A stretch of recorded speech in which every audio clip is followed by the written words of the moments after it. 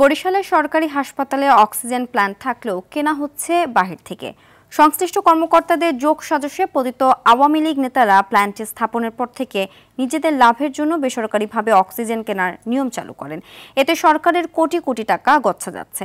এদিকে দ্রুত সমস্যা সমাধানের আশ্বাস দেন সিভিল সার্জন।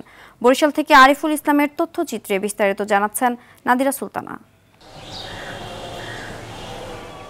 সারা দেশে ২৯টি অক্সিজেন প্লান্টের মধ্যে বরিশাল সদর হাসপাতালে একটি প্লান্ট স্থাপন করা হয়। টার্কি প্রযুক্তির এই প্লান্ট ২৪ ঘন্টায় ১৪,৪০,০০০ লিটার অক্সিজেন উৎপাদন করতে সক্ষম, যা গোটা বরিশালের সরকারি হাসপাতালগুলোর চাহিদা মিটিয়েও বাইরে বিক্রি করা সম্ভব। হসপিটালে আমরা প্রতিদিন প্রায় আমাদের ১৬০-১৪০ এরকম মিনিট পার লিটার যায়।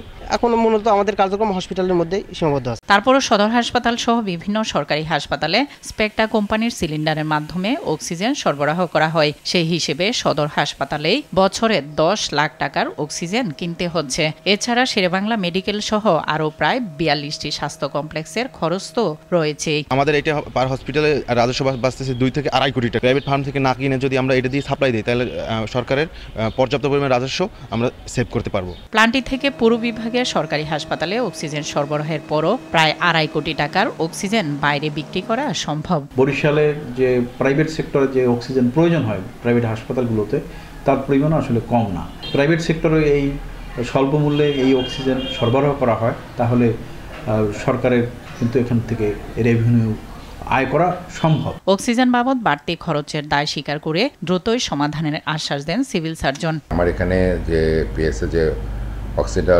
উৎপন্ন হচ্ছে, এটা প্রায় আমাদের যে চাহিদা আছে চাহিদা মিটাও এরা আরও বেশি উৎপন্ন করতে পারবে।